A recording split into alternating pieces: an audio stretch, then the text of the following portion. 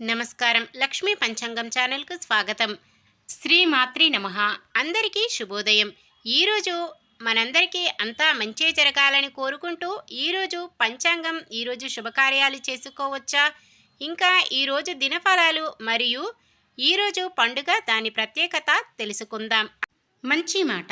అసత్యం పలకడం తప్పు, కానీ ముప్పు నుంచి తప్పించుకునే పరిస్థితులలో ఆ తప్పు చేయడం తప్పేమీ కాదు.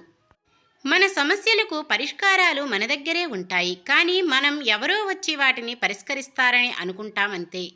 ఈరోజు పంచాంగం చూద్దాం. శ్రీ శోభకృత్నామ సంవత్సరం ఉత్తరాయణం, గ్రీష్మ ఋతువు, జ్యేష్ఠమాసం, శుక్లపక్షం, జూన్ 13, 2024 గురువారం. సూర్యోదయం ఉదయం 5:45 సూర్యాస్తమయం సాయంత్రం 6:47. చంద్రోదయం ఉదయం 11:34, చంద్రాస్తమయం రాత్రి 12:14. తిథి సప్తమి రాత్రి 9:35 వరకు, తదుపరి అష్టమి. నక్షత్రం పుబ్బ తెల్లవారుజామున 5:03 వరకు, తదుపరి ఉత్తర. కరణము గరిజ ఉదయం 8:23 వరకు, తదుపరి వనిజ రాత్రి 9:35 వరకు, తదుపరి విష్టి.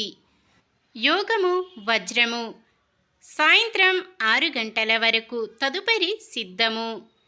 అశుభ సమయాలు: రాహుకాలం మధ్యాహ్నం 1:54 నుండి 3:31 వరకు.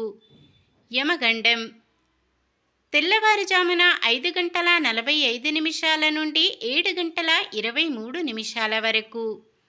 గుళిక కాలం ఉదయం 9 గంటల నుండి 10:38 వరకు.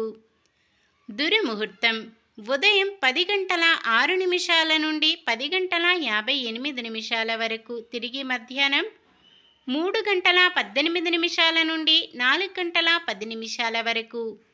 వర్జ్యం మధ్యాహ్నం 1:16 నుండి 3:04 వరకు.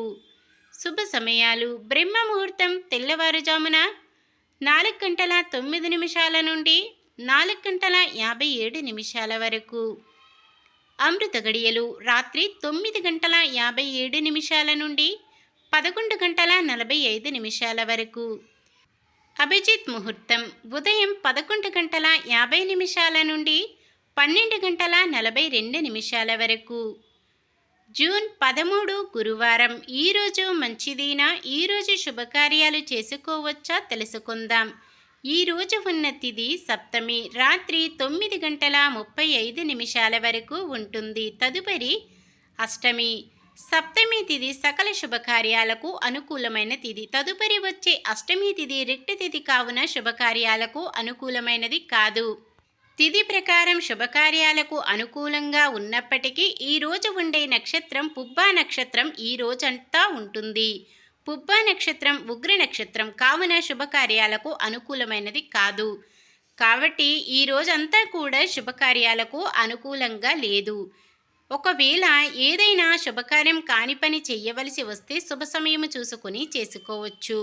సాధారణమైన పనులు మనం ప్రతిరోజు చేసుకునే పనులకు ఎటువంటి దోషాలు ఉండవు, కాబట్టి యథావిధిగా చేసుకోవచ్చు.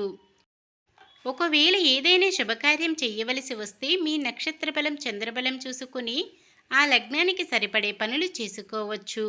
సూర్యుడు వృషభ రాశిలోనూ చంద్రుడు సింహరాశిలోనూ ఉంటారు.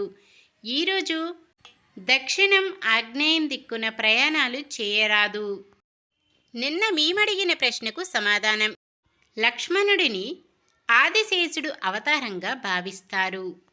ఈరోజు ప్రశ్న: వనవాస సమయంలో రాముడు, లక్ష్మణుడు, సీతాదేవి ఏ అడవిలో నివసించారు? దండకారణ్యం, నేత్రావళి, నల్లమల, నీలగిరి. మీ సమాధానాన్ని కామెంట్లో తెలపండి. ఈరోజు పుట్టినరోజు మరియు పెళ్లి రోజు జరుపుకుంటున్న వారందరికీ ఆ శ్రీ మహావిష్ణువు, లక్ష్మీదేవుల ఆశీస్సులు ఎల్లప్పుడూ ఉండి వారంతా సుఖ సంతోషాలతో సకల సంపదలతో జీవించాలని మనస్ఫూర్తిగా కోరుకుంటున్నాను. ఈరోజు మన దినఫలాలు ఎలా ఉన్నాయో తెలుసుకుందాం. మేషరాశి సంతానరీత్యా చిక్కులు ఎదురవుతాయి.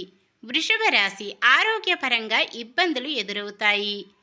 మిథున రాశి మహిళలు కాస్త ఊరట చెందుతారు. కర్కాటక రాశి కష్టం మీది ఫలితం వేరొకరిదిగా ఉంటుంది. సింహరాశి భూములు వాహనాలు కొనుగోలు చేసే వీలుంది.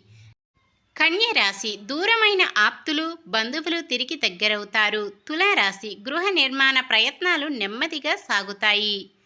వృశ్చిక రాశి వ్యూహాత్మకంగా సమస్యల నుంచి బయటపడతారు. ధనుస్సు రాశి కుటుంబంలో కొన్ని శుభకార్యాలపై చర్చలు కొనసాగిస్తారు. మకర రాశి నిరుద్యోగులు ఉద్యోగ ప్రయత్నాలలో విజయం సాధిస్తారు.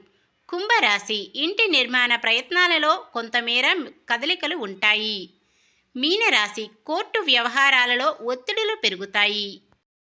ఇది ఈ రోజుటి పంచాంగం. మన గ్రహస్థితి ఎలా ఉన్నా ఆ భగవంతుని దీవెనలతో మనమంతా చల్లగా ఉండాలని మనస్ఫూర్తిగా కోరుకుంటున్నాను.